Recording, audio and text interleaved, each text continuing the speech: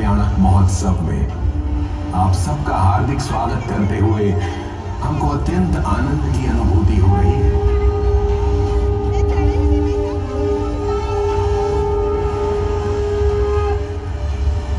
हम जैन हैं। जैन शब्द का मूल धातु शब्द है जिन। जिन का अर्थ होता है जीतना, जिससे आपने राग, द्वेष, काम, क्रोध, मोह पर विजय प्राप्त कर लिया है, वो जैन कहलाता है। अर्थात जो जीतता है वो जैन है।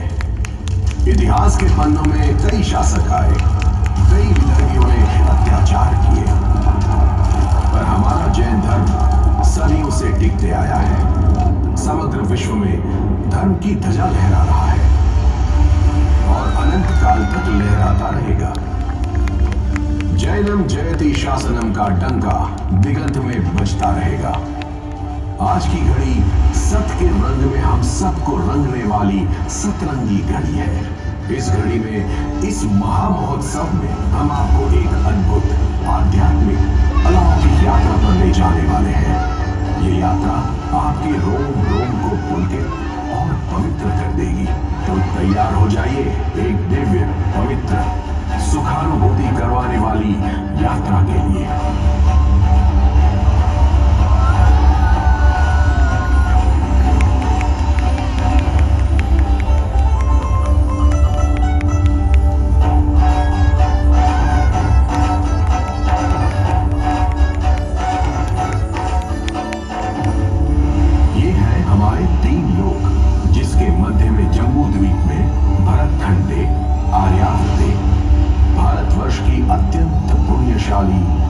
भाग्यशाली नगरी इंदौर, जिसमें पावनकारी भूमि गोदा एस्टेट में अद्भुत महापंच कल्याणक महोत्सव हो रहा है। परम दयालु, परम कृपालु प्रभु श्री आद्य तीर्थंकर ऋषभनाथ, जिनके काल में श्रुतनाथ की रचना हुई, जिसके फलस्वरूप उनकी परंपरा को आगे बढ़ाते हुए अत्यंत परोपकारी, अति तेजस्वी गुरु भगवंतों ने शासन के दीपक को प्रज्वलित रखा। ये धर्म यात्रा आसान नहीं थी। कई अड़चनों और मुश्किलों का सामना करने के बावजूद गुरु भगवंतों ने समाज का कल्याण किया। उनकी श्रेणी में प्रखर वर्तमान के वर्धमान स्वरूप आचार्य श्री विद्यासागर जी महाराज।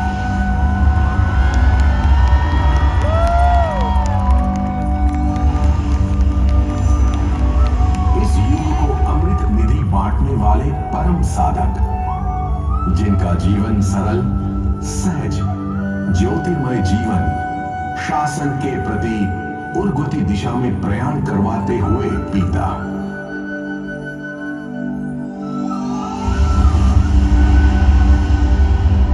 गुरुदेव श्री संस्कृत, प्राकृत, हिंदी, मराठी, कन्नड़, तुलु ऐसी विविध भाषाओं के ज्ञान के धारक थे। उतना ही नहीं, सभी भाषाओं में उपदेश देने की क्षमता रखते थे। अत्यंत करुणाशील, मृदुभाषी ऐसे गुरुदेव विद्यासागर जी न तो भूतकाल की सत्ता से विचलित होते थे और न ही भविष्य की किसी घटना के लिए आतुर। उन्होंने हमेशा वर्तमान में अपनी आभा को रखकर अरिहंतों की आराधना में अपना जीवन व्यतीत किया।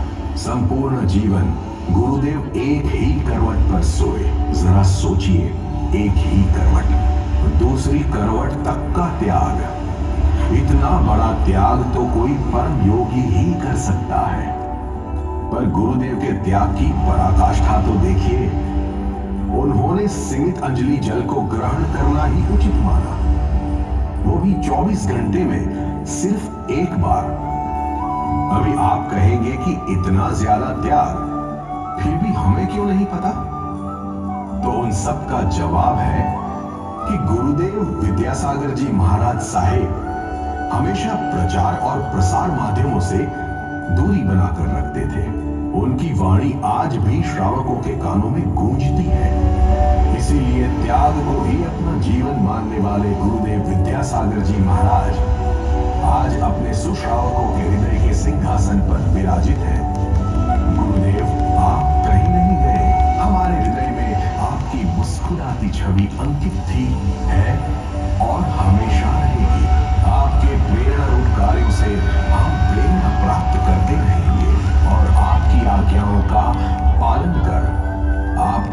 हमारी स्मृति में जीवंत रखेंगे।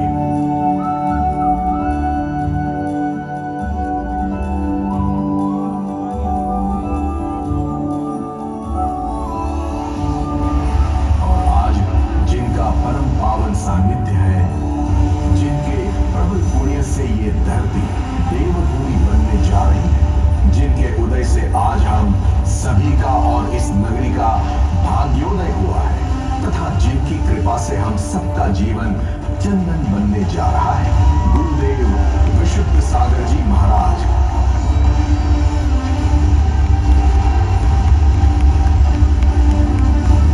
एक ऐसे अलौकिक वट वृक्ष है जिनकी शीतल छांव में हम सब अरिहंतों की भक्ति में लीन रह सकते हैं। आचार्य भगवंत की चेतना पराग की तरफ विशुद्ध है। सबको साथ रखकर पूर्ण संप के साथ संघ के विकास कार्य आगे बढ़ाने का श्रेय गुरुदेव विशुद्ध सागर महाराज को जाता है। न हुनर मेरे पास है, न किस्मत मेरे पास है। मैं रहता हूं बेफिक्र क्योंकि मेरे गुरुदेव आचार्य विशुद्ध सागर जी महाराज मेरे साथ है। तथापि देशनाचार्य चर्या शिरोमणि श्री 108 विशुद्ध सागर जी महाराज। जय हो, जय हो, जय हो। हम सबके गुरु श्री विशुद्ध सागर जी के सानिध्य और आशीर्वाद से गोदा एस्टेट में होने जा रहा है पावनकारी महापंच कल्याणक महोत्सव। ये नूतन निर्मित जिनालय में वर्तमान अवसर पीढ़ी काल के 5वें तीर्थंकर प्रभु श्री सुमतिनाथ जी विराजित होने वाले हैं। प्रभु श्री सुमतिनाथ जी की वैराग्य यात्रा के बारे में जानना मानो एक तीर्थ यात्रा के समान है। क्या आपको पता है प्रभु सुमतिनाथ जी अपने पूर्व भाव में घाटकी खंड में पुंडरीकगिरी के महाराजा रतिशेर थे। एक बार उनकी नगरी में भगवान अरिहंत नयन का आगमन हुआ।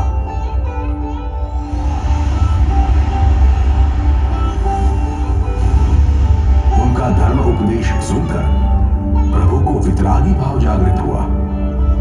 उन्होंने राजपाट का त्याग करके समस्त जीवन अरिहंतों के चरणों में समर्पित करने का निर्धार करके दीक्षा अंगीकार की।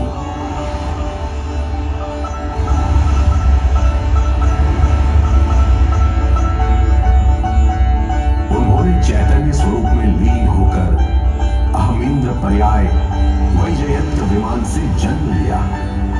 वह असंख्यात वर्षों के बाद श्रावण शुक्ल दूज के दिन अयोध्या नगरी में राजा ऋषभदेव के वंशज महाराजा मेघरथ और रानी मंगलावती की कोठी में अवतरण हुआ प्रभु श्री सुमतिनाथ का। वो पवित्र दिन था चैत्र शुक्ल एकादशी का, जिस दिन समस्त धरा और सर्व जगत को सुख देने वाले प्रभु ने इस धरती पर अवतार धारण किया। सुमतिनाथ वैशाख शुद्ध नवमी के दिन अद्भुत श्रृंगार से शोभायमान ऐसी अपनी अयोध्या नगरी को निहार रहे थे। सुशोभित होने के कारण नगरी अत्यंत सुंदर लग रही थी।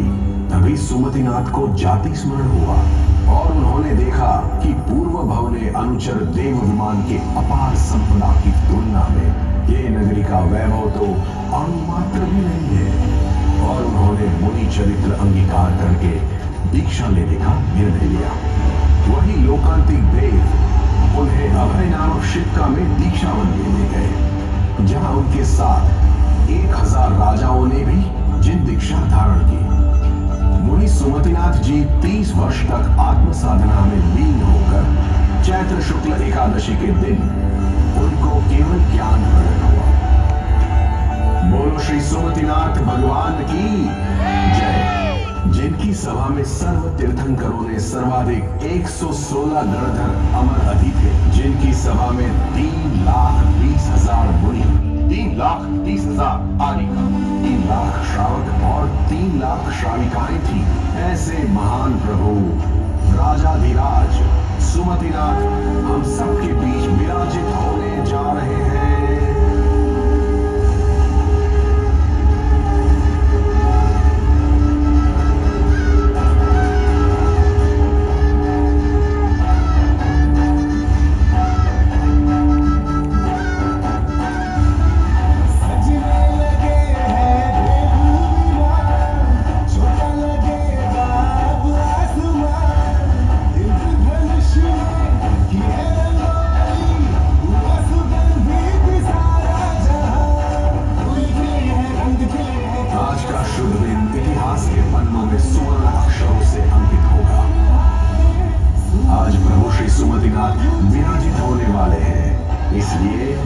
आज से ये धाम सुमति धाम के नाम से जाना जाएगा।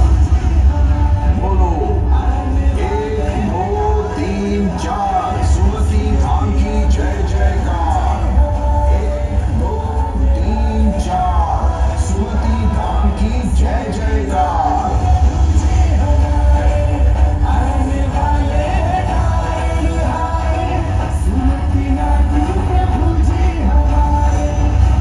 जहां देवगुरु और भक्त का सर्वोपरि संयोजन होता है, वहीं पंच कल्याणक का महामहोत्सव होता है।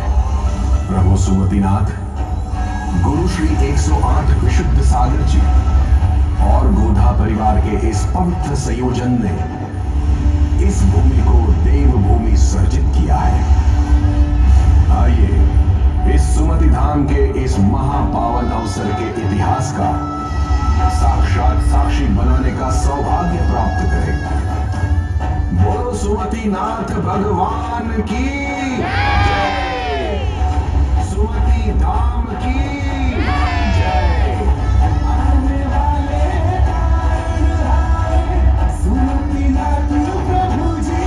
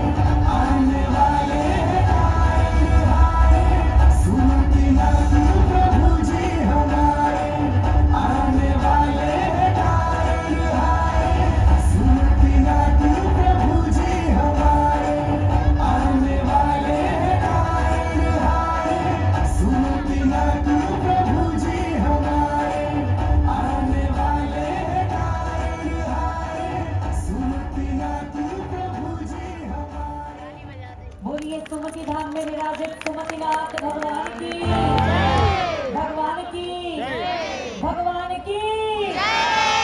निश्चित अब सावधानी की जरूरत है।